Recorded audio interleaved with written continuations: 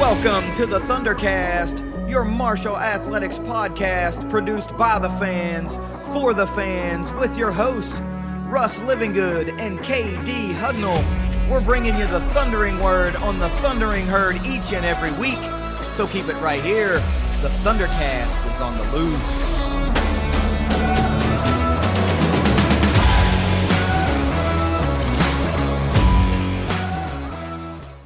Thanks for downloading another episode of the ThunderCast. You can find us on Twitter at ThunderCast_pod.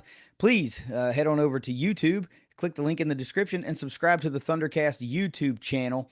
You never want to miss any of the YouTube exclusive content that we've got rolling out. And of course, now I should say every week, you should be bookmarking thundercast.online because there is a lot of great content that's going on exclusively on that outlet as well.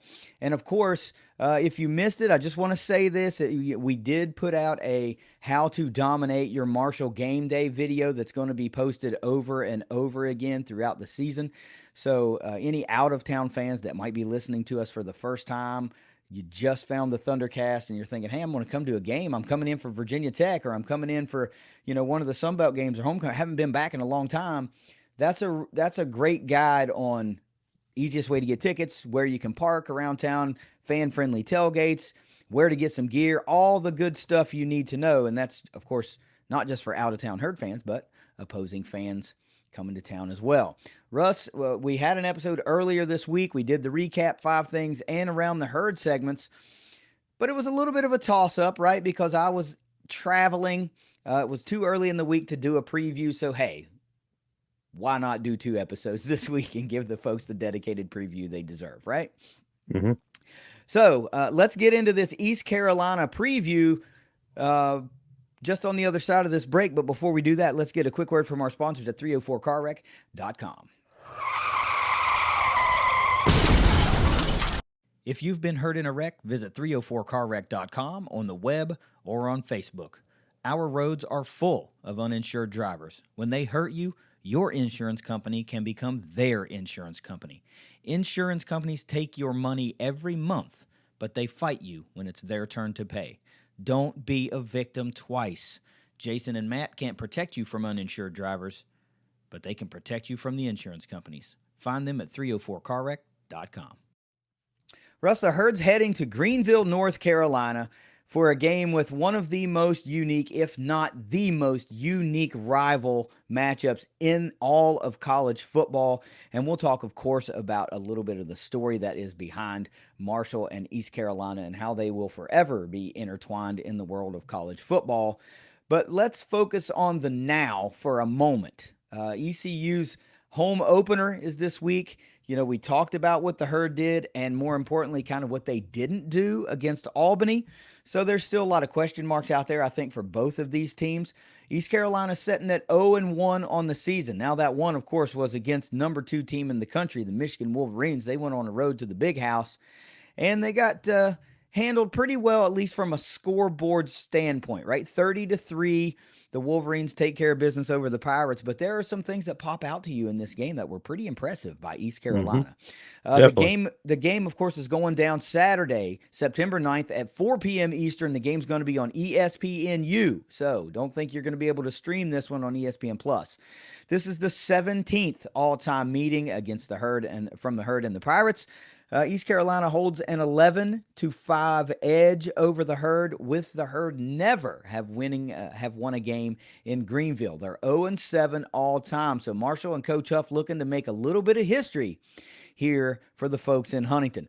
2021 was the last meeting. Of course, that was Huff's first season. It was a 42-38 pseudo shootout in Huntington, where we saw East Carolina make a 14-point fourth quarter comeback to take the lead and ultimately get the win in Huntington. So we were on the Boneyard podcast last night, and I told those guys flat out, we owe you one, and we do, from that game in 2021.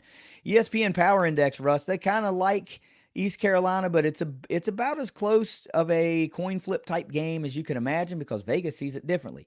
44.8% chance for the Herd to get a win in Greenville. The line on the game is the Herd minus 2.5 with an over under of 44, which puts you right in that 24 to 21 ish scoring range. So before we get your bird's eye view of this game, let's talk about the history. You can bring we'll bring folks up to speed. Most every Herd fan is going to know the story. Most every East Carolina fan is going to know the story, but there are some young folks that may not. So let's talk about the history and how these teams are intertwined, and then we'll get your bird's eye view on this game. So November 14th, 1970, after leaving the football game at East Carolina, Southern Airways Flight 932 crashed at Huntington Tri-State Airport right before they landed. Come back home. All 75 players, fans, coaches, boosters, everyone perished. And if you go down to East Carolina, I have never been able to go. This was going to be the year, and I had a conflicting issue to where I couldn't go. Um, they have a memorial plaque right there. Uh, Obviously, we have everything that we have up here, but if you go down there, it's still something that they hold on to and honor our 75 and everything. So there's a mutual respect for that. They didn't have to put that up, but they did. Yeah, that's something that Herd fans probably don't really take into account because we carry our side of this story, right? But Mm-hmm. East Carolina also carries a side of that story, Yep. because they were the last team to line up against that Herd squad, and they were, you know, popping pads all game long, and undoubtedly a really physical game in this, in the 70s. This is a different era of football, and it's just something that even I don't often think about in relation to East Carolina. But those fans, especially those players that are still around, we celebrate our young thundering Herd as we should, but there are still players around from that 1970 East Carolina team that have to carry that around. So Yes. this creates just a really unique rivalry. Almost doesn't encapsulate what it is, but there's really no other word that you can relate to it. It's the most cordial type rivalry that there is because it's just there's no ill will. Usually those things are centered around like hatred and disdain for the other team, and that's really not what we have here. So it's a really unique thing and another part of the Marshall story that you can just hold on to, and it creates something special with the folks in purple. But they're going to be out in full force. Don't think they're not. The Boneyard guys mentioned it. Like, they love playing Marshall. Their fan base loves playing Marshall. It's just a game that feels like it should be on the schedule. And we alluded to that a little bit with them. I said, well, you guys can just join the Sun Belt if you want to. And we went back and forth with that a little bit. But that's a story from a different time or for a different time. You can listen to the episode of the Boneyard podcast. The link is up. I retweeted, or I posted about how to find their YouTube channel, and you can listen to that episode with us. But Russ, what's your bird's eye view of this game, right? Because it's 2023. We've got a game to play Saturday. So what does this one look like to you based on what the numbers look like coming out of Michigan for East Carolina, and what the numbers and the gameplay that we saw firsthand look like for the Herd going into this one? Well, it couldn't be more polar opposite of playing U Albany at home and going and playing at the Big House in Michigan, 109,000 plus. Um, Offensive line, that defensive unit for Michigan. So it's tough to get a read, right? We played a lower level than us opponent in our game one, and they played someone that is favored to be in the playoffs. Right. So tough to see, but they did a great job stopping the run of Michigan, containing the run. And they didn't have bad. I don't think 30-3 at Michigan is that bad. I mean, it was an easy victory for them. Don't get me wrong, but it could have been a lot worse comparing the two. I expect a pretty evenly matched squad, and so does the predictor, and so does Vegas. The line started out where we were 1.5 underdogs, and it has moved up. Last I saw it, I think we're favored by 3. So there's been a lot more bets on us but it should be a very, very close game. Yeah, this looks like a lot of strength on strength. A lot of what they're good at, we are also good at in those same categories. Both of us Yeah. stop the run really well. Both of us play just overall solid defense. It looks like there's going to be certain matchups within the game that are going to be difference makers. And what Hmm. I think, we'll get into keys to victory, of course, later on. But just off the top of my head, it looks like, those strengths are, can their defensive secondary go man for man with the depth that we have at wide receiver and now tight end? And oh, by the way, account for Rasheen Ali out of the backfield, because that Yeah. gives you so many receiving targets that you can try to utilize in a game. And of course, most Herd fans from last week that were really vocal are going to go, well, you got to throw the ball down the field to get to these guys. And we know now that that is a misnomer. Folks are misremembering. They saw what they wanted to see to a certain extent. We do know and have the proof on film that the ball was indeed thrown down the field more often than some folks want to remember. It's easy to get caught up on screen passes, and that we do that a lot because we did do that a lot. Yeah, But, and a little timeout if you haven't watched our Albany recap and some of the things that I didn't say on there, but we did exactly what we needed to do to attack that zone. If you saw, we threw one pass long and it was an ill-advised throw, but they had triple coverage because they were in that zone. They were able to do that. But short game, we could pick that apart, and we did exactly what we needed to do. So that doesn't necessarily mean that, hey, this is all we can throw. That was what was needed at that time, and you see how efficient it was for us to go down the field.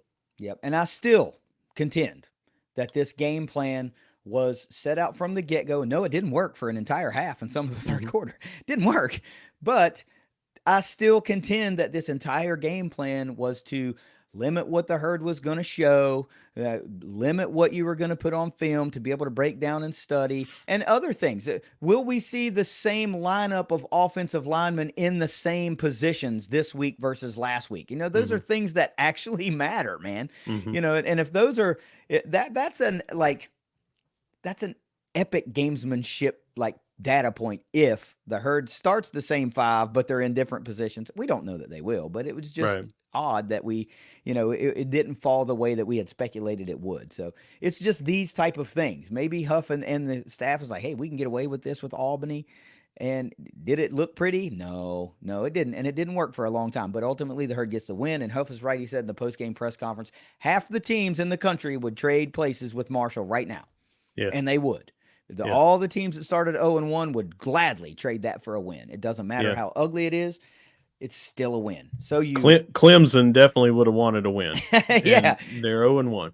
So you take the win and you move on. This one's over with. There's no need to dwell on it, right? I think we'll see a vastly different Herd team offensively this week than we saw last week and moving forward. So let's talk about some of these players to look out for East Carolina. They actually played two quarterbacks in the game, Russ.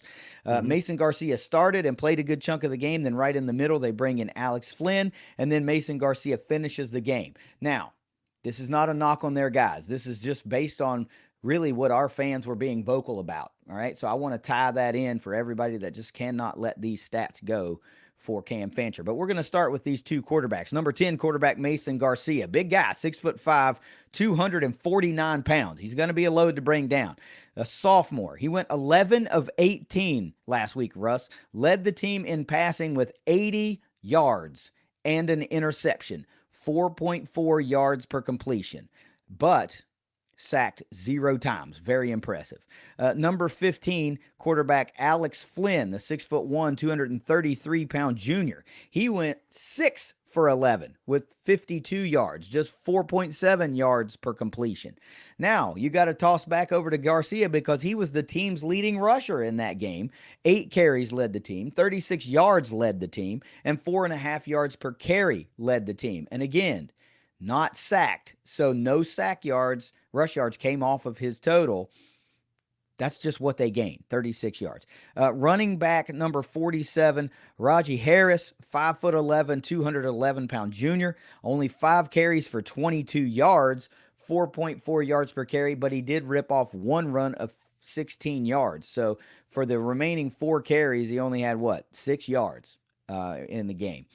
Now we're going to talk about some of the receivers that you might have to look out for, and the first one might surprise you because he's a running back. Number 30, Running back Javius Bond, 5'11", 176-pound freshman. He led the team in receptions last week with four receptions, three receptions. No, I'm sorry. He led the team in yards with 31 yards on 3 receptions, 10.3 yards per catch. He did have 4 carries for 16 yards to the good, 4.0 yards per carry for Mr. Bond. Then the actual true wide receivers. Number 1, Jalen Johnson, 6'2", 294-pound senior, 3 catches, 30 yards, 10 yards per catch. And then number 82, wide receiver Jarrett Garner, 6'3", 208. Nice big body. He's a senior also. Led the team with 4 receptions last week. Just 22 yards, though.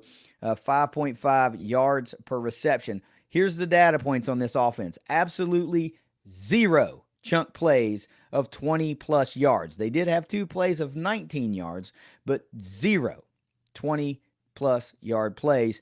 No touchdowns scored. The big one is, of course, this offensive line allowed 0 sacks to Michigan, which is phenomenal, if you ask me. And they were only forced into 1 turnover, which was an early interception. So they played pretty clean football from a turnover sack standpoint. Russ, offensively, what sticks out to you about these guys? 6'5", 249 is going to be tough to bring down. I'm not saying our guys can't do that, obviously, but he is a bigger quarterback. We just faced a mobile quarterback that was at times running for his life to not get sacked back there with all the QB hurries that we had. If we get penetration here, we're looking at someone that is probably not as mobile, but is going to be a big body that maybe he can shrug off some of the not direct hits, but, someone that's just getting an arm on him or whatever to try to bring him down. He should be a straight pocket passer. I believe both of them should. Coming into the game, Mason Garcia had 38 career attempts before putting up 18 in this game. So this is likely going to be the most attempts that both of these guys, Flynn and Garcia, will put up in a single game. You had 18 and 11 last week. Look for them to have more passing attempts than what they had. So it's going to be a bit of a test, right? They're untested. They didn't score last week. Hard to get a gauge, like I said, that stifling Michigan defense. Even though they weren't racking up sacks and interceptions and forced fumbles, they held them pretty well. Yeah. So it's looking like they have a lot to prove on offense more than we have a lot to prove on offense, just because we do have people with a history, and they have a lot more people that would be getting the majority of their playing time this year.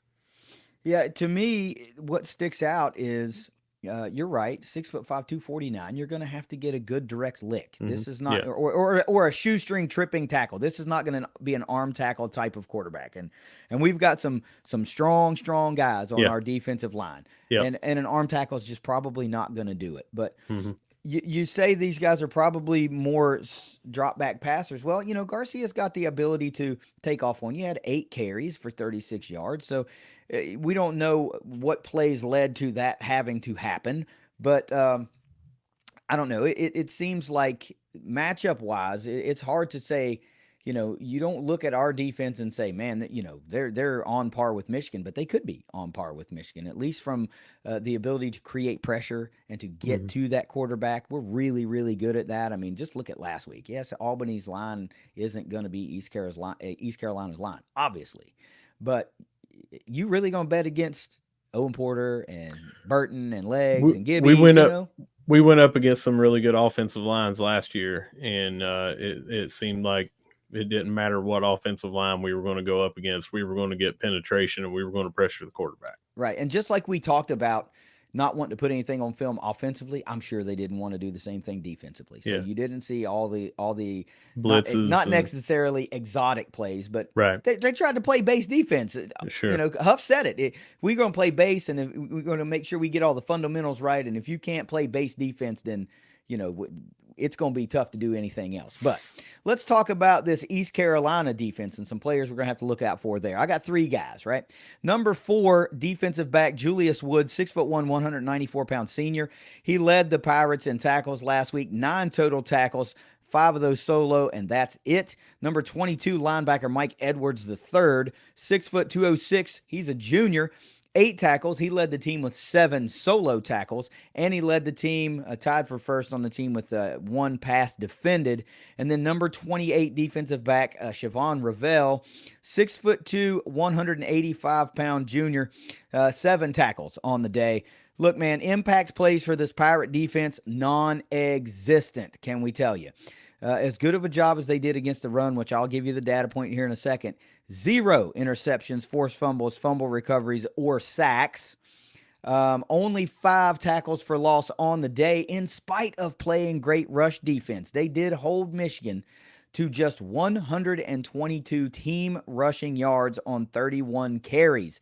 3.9 yards per carry for the Wolverines. And again, no sacks to kind of like hide some of the yardage that was allowed. I mean, they did a great job against this Wolverines offensive game plan, and it's documented. They're a good tandem of backs. They are a really good backfield. So to be able to do that, you can't just brush that off and say, well, Rasheen Ali's going to have a field day. Rasheen Ali could have a field day, but you can't sell short this East Carolina defensive line and their rush defense. It's really good. So, Russ, taking into the data points I just said there, what do you think about this Pirates defense?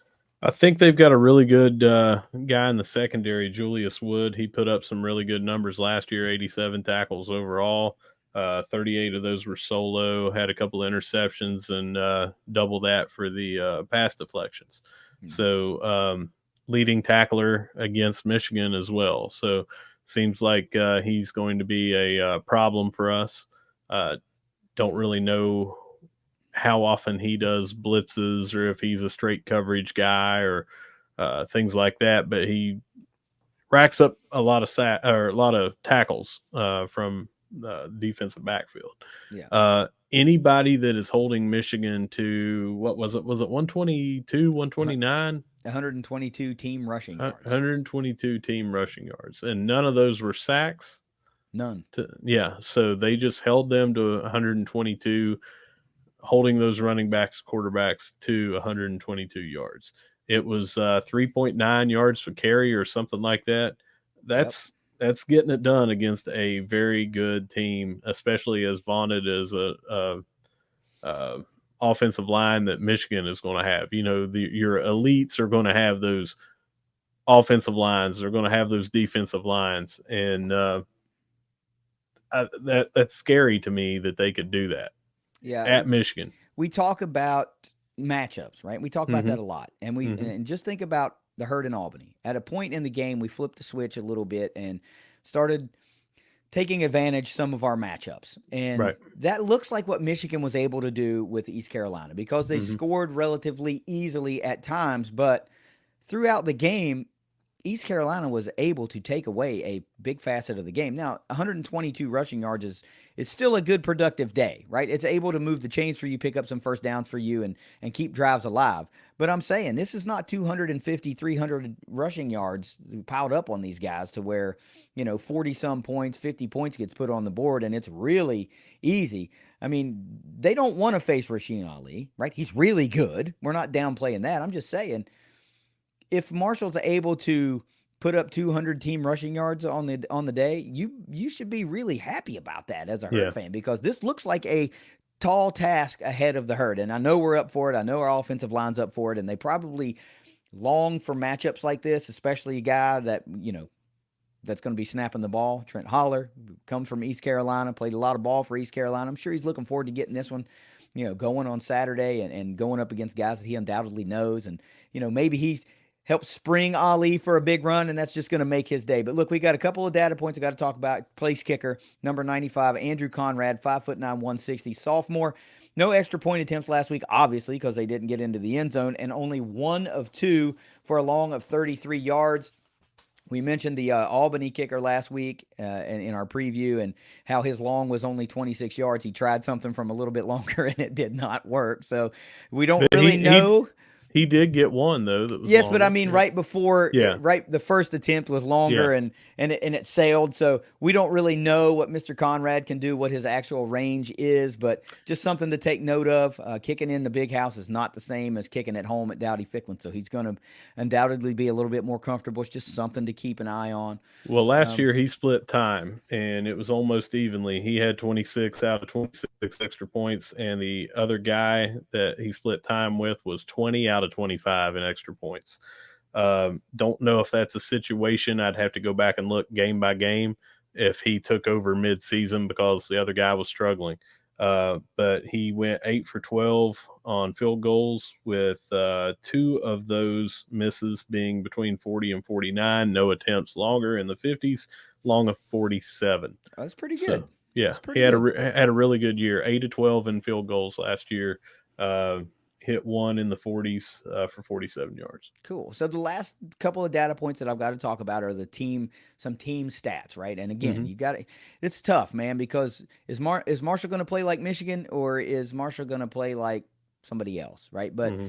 what East Carolina was able to do, or what they did do against Michigan, penalties, team penalties, they had a lot of them. 10 penalties for 88 yards, not really killer when you talk about 10 total penalties, less than 100 yards, but still 10 times you were flagged. That's 10 times that something is getting stifled to a certain degree. Time of possession, they fell just 3.5 short of halfway against the Wolverines. 26-34 for the Pirates, and the Herd was way down there, like Yeah. -10 or something like that. So, third down conversions were not fabulous, but they weren't terrible when you take into account that you're playing Michigan. 5 of 13 for the Pirates last week, 38.5% conversion rate. Marshall, remember, was just 1 of 10 last week. The first down breakdown for the Pirates. They had a total of 12 first downs. 7 of them came by way of rush conversion and 5 by way of pass conversion. So there's no real way you can look at there and say, hey, this is how they get their first downs. Pretty even. Russ, what are your keys to the game? What the hell does Marshall have to do to go into Greenville, North Carolina, take on this 0-1 East Carolina Pirates team, and win for the first time ever against an American Athletic Conference team that really is a gauge team, right? With all this Sunbelt AAC talk chatter around, this is a great matchup and a great time to have it. Well, number one, I think, is we have to establish the run, and that was what my number one was. I think from last week was we have to establish the run, and that's with Rasheen Ali, backups in Payne, or anyone else that might come in, Turner or Smoke, and also with our quarterback. I think that we have to be able to establish that we have an RPO threat who can run, which is going to allow us to get more lanes open for Rasheen Ali. Mm-hmm. That if Fancher breaks off a couple, and it doesn't have to be 30 yards, doesn't have to be 20 yards. If he just picks up a first down on a 6-yard scramble, that makes him a threat. So then they have to game plan against both of those, and that doesn't just allow them to stack the box against Ali and freeze him up some more. So I want us to establish that run early. Yeah. My number one key to victory, by the way, it's a great point. Uh, my number one key to victory is Marshall absolutely has to start fast this week. We can't go 3, 4 drives, 3 and out, or maybe picking up one first down, and can't do that, man. I mean, we saw the fastest of fast starts last week. It just didn't count. And I'm not saying we have to come out and go 75 on the first play. It'd be nice, but Marshall's got to score some points within the first couple of drives, right? They've got to show that, hey, we're here to play. This is not the same offense you saw last week. You can't have the fans in the stands that are making the trip that the Herd's going to need to be behind them and loud going, Mm-hmm. here we go again. Yeah. Here we go. We can't move the ball. The same old thing. So a fast start is basically paramount. They're going to be loud. The place is going to be packed out. There's going to be a lot of purple and a lot of gold, and they're going to be loud and they're going to be energetic. And those guys are going to be jacked up for their home opener, just like we were last week. So the best thing Marshall can do is come out and start fast and quiet the bulk of that crowd down and let our boys get into the game faster. Offensively and defensively, get a little a quick score and then a quick 3 and out, and that's what you need to have happen. So give me a fast start as my number one key to victory. Russ, what's your number two? Win the turnover battle. We cannot have a situation where we are -1, -2, -3, that may be insurmountable, especially if that flips the field or is a scoop and a score or a pick six or something like that, and drastically changes the momentum. So we have to limit our turnovers and hopefully get some on them. Yeah. Also, another good point: the ill-advised throw from Cam was bad, right? Let's just be honest. That was a Yeah, it was bad throw. bad throw, So and it was in the fourth quarter. It's a bad time to have a bad throw. right, you killed a little momentum there. Marshall's off 3 straight touchdown drives. You throw the interception, and it kills kind of everything. And that's the type of play that you just can't afford to have. So I like that pick as well. Number 2 is the one you alluded to partially in your number 1, which is utilizing Fancher's mobility, right? There's going to be such a key and such a focus on stopping Rasheen Ali. There are going to be opportunities for Cam Fancher to pull the ball out of the gut of Rasheen and hit the edge for 6, 7, 8 yards, 20 yards even. You know, there may be some designed quarterback runs that are in there from a 5 wide set once you get everybody spread out. You know, I like the idea of forcing this East Carolina defensive front to continually have to make the right decision on who to cover, right? And when you have a guy like Rasheen Ali that can make so much damage in a short amount of time out of the backfield. When you have a guy like Chuck Montgomery, who you can hit on a jet sweep that also makes for a big threat, utilizing Cam's mobility is something that I think can be a huge factor for Marshall in this game, and just another step in hopefully quieting the doubters of the total package that Cam Fancher is. Number 3, Russ, what do you got? Well, I said win the turnover battle in number 2, so we need to win the penalty battle for my number 3. We cannot go down there and have some of the costly penalties that we had. Hey, even though it was only running into the kicker and it was, declined, that was a bad time to hit the punter. Mm-hmm. If that could have been ruled roughing and that gave him an automatic first down, we could have been talking about a much different outcome in this game. So these penalties, we had a touchdown brought back. We had a first down brought back. We extended their drives, giving them some first downs and things like that. We have to minimize those. East Carolina, you said 10 for 88. I don't know how costly that was, but anytime you get 10 penalties, it can't be looked at favorably. Yeah. So hopefully we can have less penalties and less impactful penalties than East Carolina. Yeah, even if they're not like massive 10-yard penalties, even if 8 of those are 5-yard penalties, well, you go from potentially 3rd and 1 to 3rd and 6. Yeah, those change the trajectory of a drive. But yeah, you just can't really have it. Marshall did a pretty good job last week. Overall, there wasn't a lot of penalties. It's just the ones we did have were like, they were costly. Really? Yeah. The only one you really avert is the running into the kicker, because it just didn't, and that was declined, so it didn't really count. Number 3 for me, Russ, I'm going offense again. How about that? 3 straight offensive keys to victory for the Herd. Keep the Conley train rolling. I think that guy is a freaking mismatch. He comes out of nowhere and jumps on the radar for just about every, if not every, Herd fan inside of Joan C. Edwards Stadium. The kid's dynamic, man. I mean, he's the type of tight end that you hope to have several of. And, there are some things floating around there about Toby Payne. Will he be back this week? Will he be out for a little while? But Conley was just a great breath of fresh air. Coming out of a 9 tight end room, you would hope that there's some of those guys there. And Conley proved to be that guy. Big play after big play. 2 of the longest pass plays go to him. The best play of the day through the air goes to him with that rollout by Cam into double coverage, the sliding catch. Beautiful play. Big time play. And, watch it. And go ahead. And to back end off of that key to victory, it's also, you got to let Chuck eat.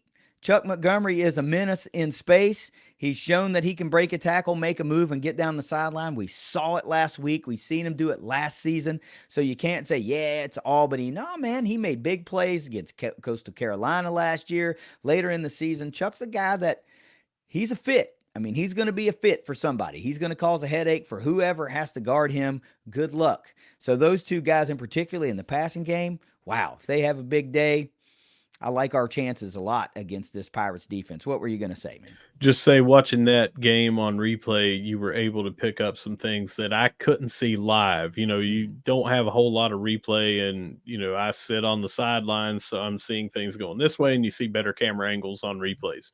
The blocking really stood out for me for Conley. Run blocking, very solid. I would say above average.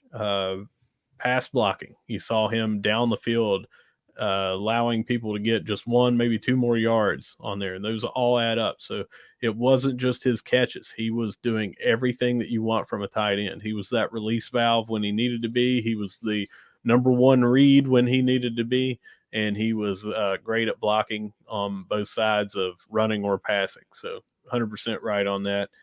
Breath of fresh air to see a tight end emerge from there. We did go two tight end personnel a couple of times on watching the replay, but it was Conley's room is the way it looked.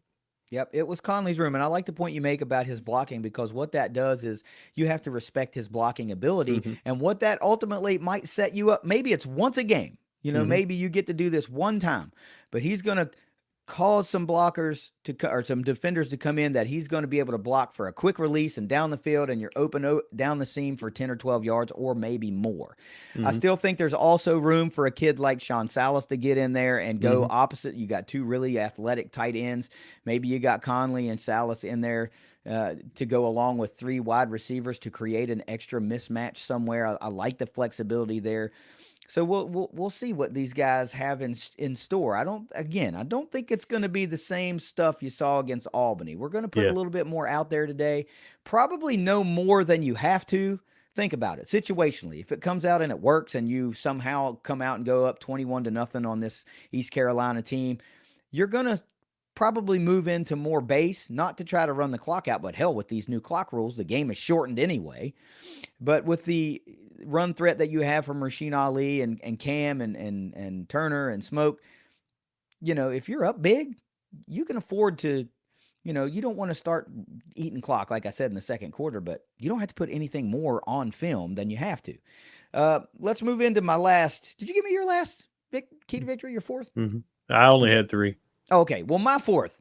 I'm going defensive side this time. It's easy. It's really easy. It's stay aggressive on defense, because Marshall gave that poor quarterback from Albany freaking fits last week. You're right. He was running for his life, and as much as folks saw that he was this really solid quarterback and better than what we had, we just saw play after play him chucking the ball out of bounds, out of the end zone, not nearly to where his guys can get it. They score on a busted coverage, and they score on a busted RPO. You heard Huff in the postgame say 2 guys were supposed to account for the quarterback, and both guys missed their assignment. And now the result is you see what you see. It looks like a really bad play.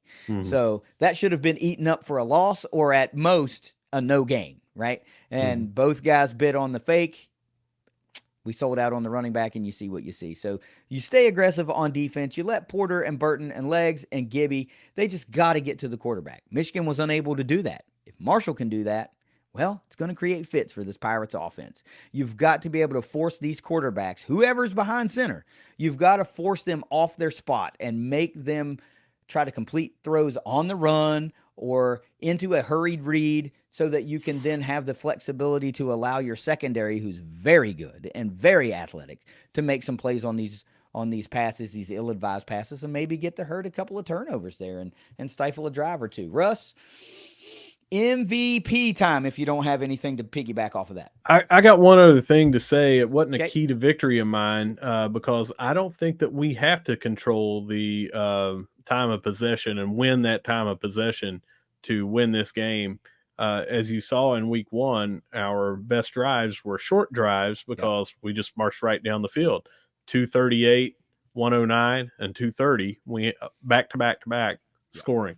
So we don't have to have the time of possession, but both of these teams were lower than 27 minutes time of possession. We were lower than 25 or right at it, and they were 26 and a half.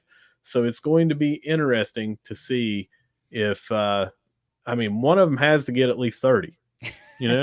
That's the way it's going to be the clock works. What if it goes 30-30?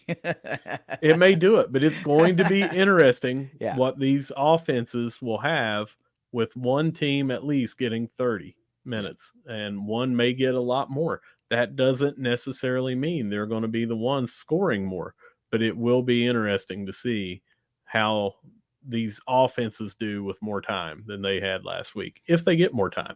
Yeah, you know what's interesting is we can harken back to that 94-yard drive in South Bend. Mm-hmm. And that was a 5-6 minute drive.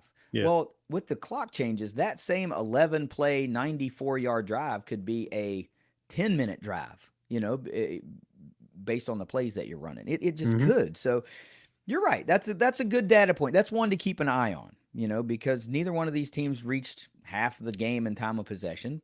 So it could be one of those factors that's like, all right, whoever gets to 30 and 24 points wins this game. You could be able to look back at the end of that and go, well, that's what happened, and that's who got the win. So look, let's talk about it. Who's your MVP this week? I'm staying the same. I got Rasheen Ali. I have him over 100 at least, and I have him getting in the end zone at least twice. And I think that that will be enough to be the difference maker in this game.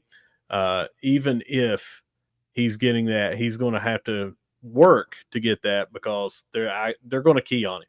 Yeah. No Yeah. team that we play is not going to be keying on number 22. So he is going to be working hard for that, but I see him breaking loose. I see him running hard. I see him getting in the end zone at least twice in this game. Give me Rasheen Ali. Well, I'm flipping sides of the ball this week too. I'm also going with Rasheen Ali, and I like what you're saying. And early he does damage, mid game he does damage, late in games he does damage. So he really doesn't get tired. He really doesn't lose a step. He doesn't lose that burst at any point in the game. And you just like his chances. At some point, something's going to happen, and he's going to be able to evade that shoestring tackle that had gotten him 4 or 5 times early in the game. It's just going to miss, and he's going to go 40 yards or 50 yards. It just always seems like it happens for him. And I like it. He just missed, 200 plus yards last week with a run called back. For all the great runners that the Sun Belt produced in week 1, Rasheen Ali, I hate to say went under the radar, but he did because that big run didn't happen. Kamani Vidal had a great game, almost 250 yards. So I'm not saying that Ali won't go for 2 bills, but I'm also saying that he won't. And to be able to come out and put a statement like that against East Carolina, a team that a lot of people in the Sun Belt are like, we would love to have East Carolina in our conference, that type of thing, that's going to put him right up there in these conversations again. For the people that don't want to, still want to dismiss him a little bit, it's going to be hard to dismiss him if he goes for 150, 60, 70, dare I say 200 yards, 2-3 touchdowns. He's in for a game like that. He could have had it last week. I just think it's time. Score prediction, Russ, what do you got this week? Man, I've been going back and forth, and wait a minute, before you give, let me cut you off real quick. Sure. Are Charles Huff's comments in the post game going to affect your prediction this week? No, because none of that does.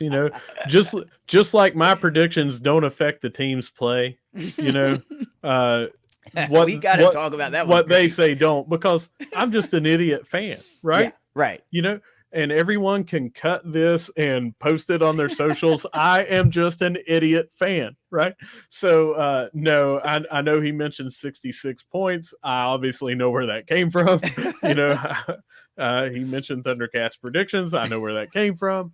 But no, like I said, nothing changed on, I go with matchups, and I just thought that we were going to come out and try to get this offense. And, first play of the game, 73 yards. And I was like, well, here it goes. Here we go.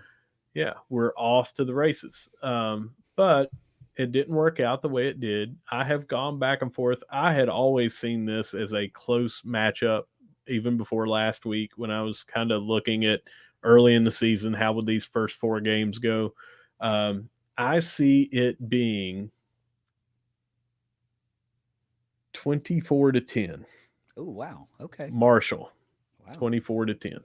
24-10. Okay. Yeah. I wasn't expecting it to go that low, right? I was expecting a little bit more of a sense of offensive respect, I guess. Not that you're disrespecting East Carolina, but I figured it would be a little bit more close for you. But 14 points it's larger than the margin of victory that I have, I should say.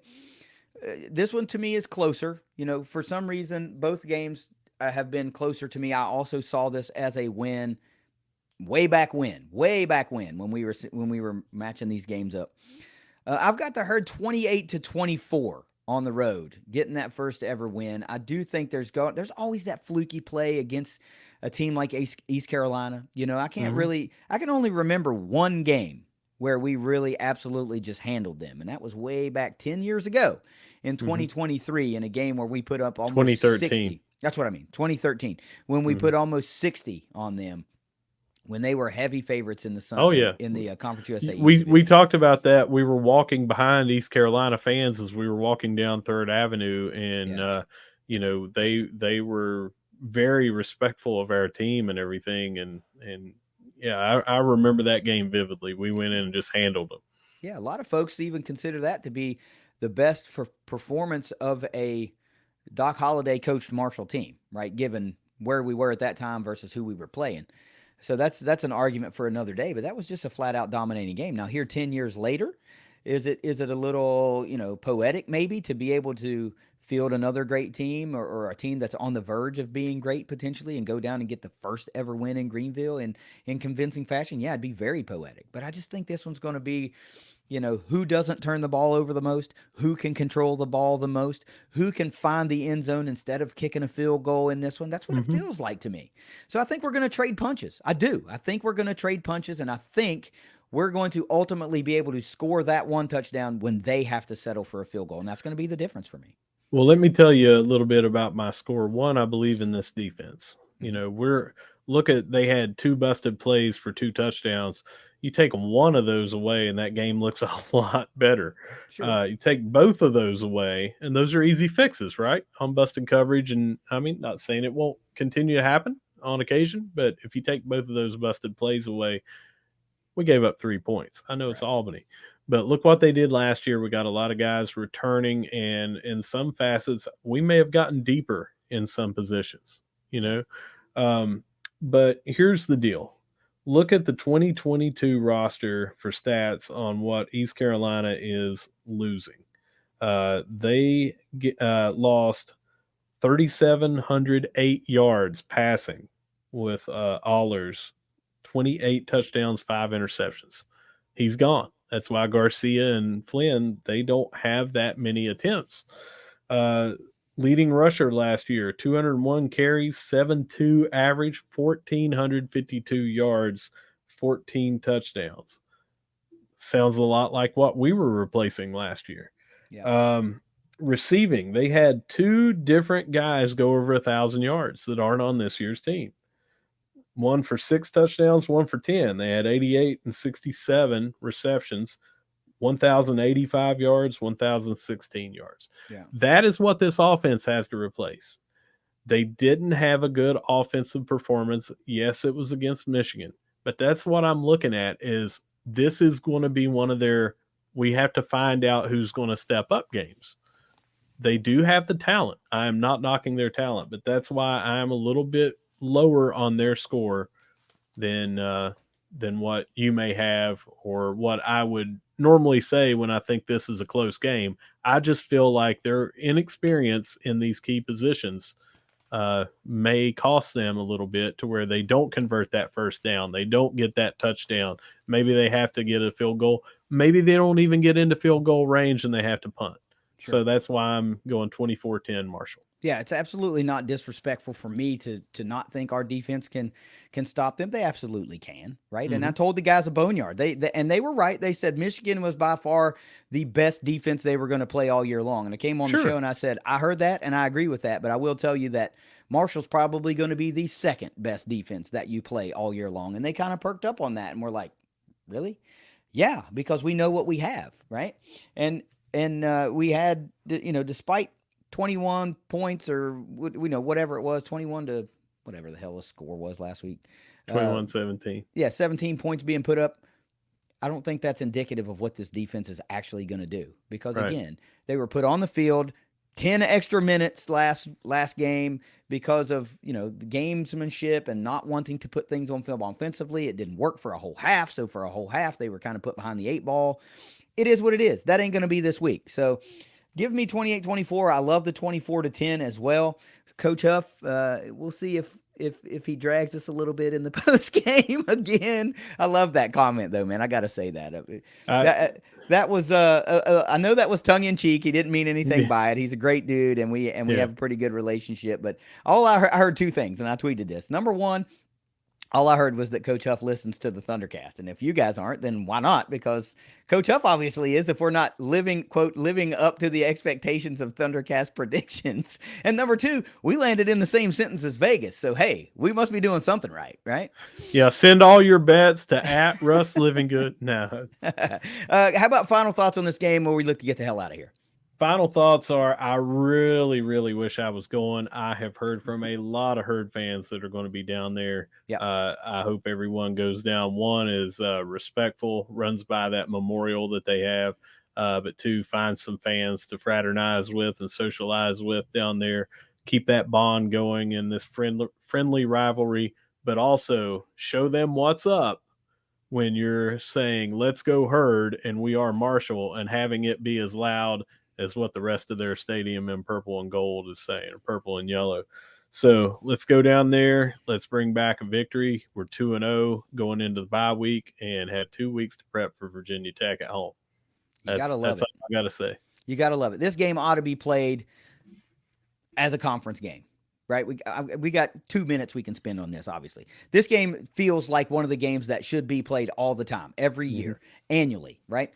So I'd love to see those guys. They asked us both flat out. Now, not everybody that listens to us is going to listen to the Boneyard podcast, but we're going to talk about this real fast. They asked us both last night, hey, if the AAC calls and says, hey, Marshall, App, James Madison, whatever, I think Coastal maybe ripped off 4 or 5 schools, and they said, hey, would you guys like to join the American? Both of us said no. That's right. No, because we like our situation and we think actually that they fit better into our situation. I don't want to go back to Texas and play all kinds of games. I don't want to be traveling, having to put our volleyball team on a charter flight or our women's soccer team and going way out 2 time zones away just to play a game. They fit so much better in our footprint that they belong here. And with passionate fan bases. Right. They also talked about a merger, and would you be interested in that? And I was like, yeah, sort of, but not really, because I just like what we have. I'm 100% not. I don't think that a 25 team, 28 team conference is appealing to me at all. No. That's not what I'm talking about. And you remember what I said? I was like, yes, but no. It would have to be basically a straight up the middle split of East teams and West teams from both conferences to create a new East Conference and a new West Conference before that would even be slightly appealing. Well, I thought they were talking about divisions. They may have been, but I tossed in that. I was like, no, I'm not doing a 30-team conference. But yeah. So no, Russ and I are both happy where we are. East Carolina should really feel better about joining the Sun Belt because it's not an ego thing. It's not a, we're superior to you thing. And still those guys, they seemed pretty informed, but for some reason, all of these fans or the bulk of them seem to think that their media deal is not going to change, and it's going to change. It's already changed. It was they were basing that on when they had 12 teams, right? And that's where that 7 million goes because it said 84 million. I think I've got the numbers right or whatever. Whatever it was, the big number is changing. It was 7 million a year. All right, because that's how many different teams were splitting the large number. Well, the number of teams changed. There's more because when 3 left, they brought in 5 to replace them or whatever that number was. So they have more teams. That number is not the same. But even at that, the big scuttlebutt is those teams that were coming in were not in year 1, maybe even year 2, getting that same amount of money. Then you've got the buyout that you have to do and everything. It's not necessarily you're like, oh, hey, you're going to do this and then you're going over here and you're getting that. That's not how it is. There's a lot of different moving pieces to that. And I said it on the show. I'll say it right here. I fully believe within the next 3 to 5 years, the Sun Belt figure with the average Sun Belt figure for the media deal versus the average AAC, I think it's going to be really close, and Sun Belt may end up having a better one because there's a clause that they can renegotiate based on teams leaving in the AAC. And the guy kept saying, why wouldn't you already do that? Well, because that was the wrong time to do it. Yeah, you don't want to. Yeah, the realignment is still going on. That was just because those 3 teams, you don't trigger it there, you still have to attract some teams in there. So I think ESPN allowed those teams to move in there, and then they're going to say, hey, basically we're looking at Conference USA plus 3. I don't really think that you guys are worth this amount of money. We're going to redo the negotiations based on this clause that everyone agreed to, and I don't think they're going to be getting that amount of money. Yeah, and I said that. I said, "What if your media deal like plummets?" He goes, "That's not going to happen." Yeah, it most certainly will. You can't lose Cincinnati, UCF, and Houston, and now also potentially SMU, which they didn't even talk about, could all potentially be gone, and you want to replace that with Charlotte? And come on, man, like, come on. Let's be realistic here. So, and the point I was making is, well, what if they both get to the point to where now everybody's going to make around $4 million a year? You want to make $4 million a year and travel into Texas half of your season, or do you want to make $4 million a year and keep all your conference games, or most of them, within North Carolina, South Carolina, West Virginia, and Virginia? To me, it sounds far more attractive to do option B, right? And that's what I meant by the whole thing. It's no disrespect to those guys. It's just this $7 million figure has just become a talking point that nobody wants to move away from. And we all know that it's going to change. It's going to change. Yeah, and like I said, it already has changed. They're splitting that pie a lot differently. Yeah. They don't have 12 teams or whatever it was when they signed the thing. So anyway, the meat and potatoes of the story was Russ and I both were like, nah, we don't want to go. We don't want to go to the American right now, not with the current makeup of teams. So anyway, Russ, if you don't have anything else, take us the hell out of here. Yeah, so whether you see us at the Joan, whether you see us down at, not us particularly, but any other fans that are able to get to go to East Carolina, you see us down in Greenville, or if you see us at the Facing Hunger Food Bank 80s fundraising gala, which you'll see me dressed up in my Miami Vice gear, no matter where you see us, I'm going to be saying, go Herd. Go Herd, it's the ThunderCast. We'll see you next week with an East Carolina recap. Later.